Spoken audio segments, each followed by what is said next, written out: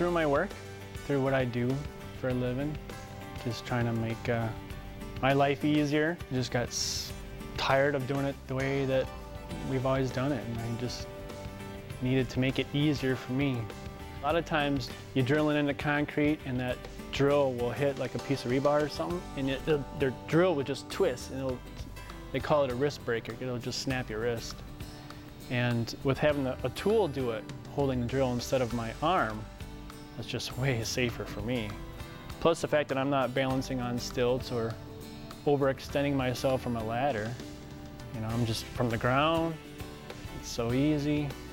And I got tired of bringing scaffolding and unloading it, bringing it upstairs because it never fits in an elevator. I just needed to make it easier.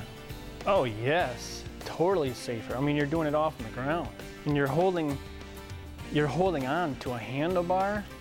And I remember one time I got injured, my hand was in a cast and I had to be laid off for a couple weeks. I could still be productive. He wouldn't have had to lay me off now, because I still could operate the joystick, whether you're left-handed or right-handed. That's one of the things where it's really easy to get excited about this product, because you can see, poor Dave, I mean, Dave has complained about a sore shoulder. He's 39 years old. He's a young, strapping guy. Why should he be having physical problems at this stage of his life and in his career in the trade? I look at this and say, you know, older workers that might have physical disabilities can still be active in the trade. They can still be drilling holes in the ceiling 16 feet high with no problem and very little effort. I've grown to really absolutely love the process. I like collaboration. I enjoy working with other people and using their strengths, which usually are not my strengths, and that's why we're talking.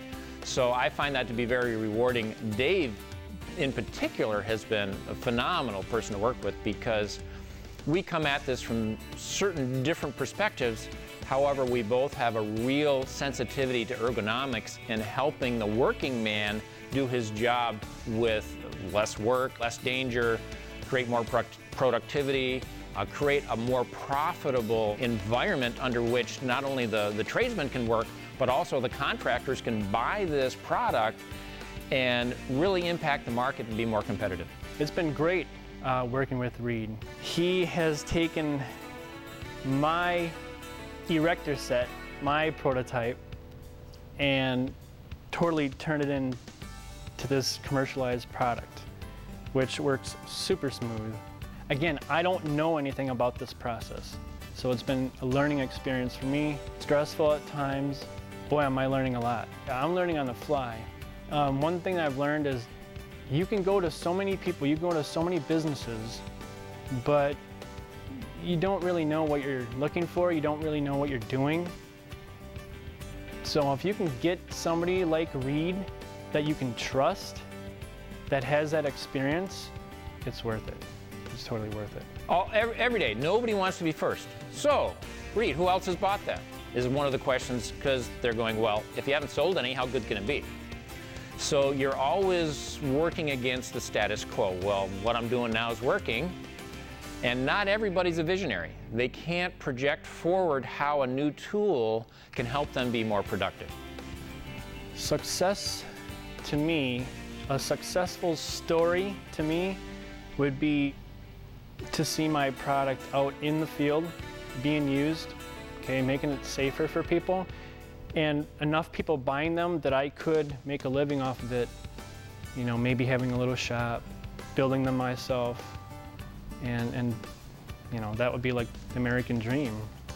If you look at yourself and you say, I've got a passion for this and nobody's going to sway me from it, and I believe in the product, you're bound to be successful as long as you bring in people that can help you and help bolster where you don't have skill sets.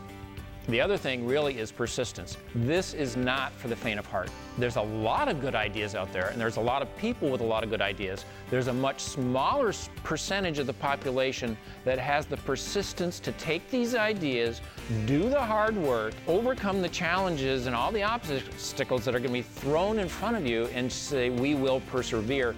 Not as a statement of, oh, I think we can, but as a statement of, we will.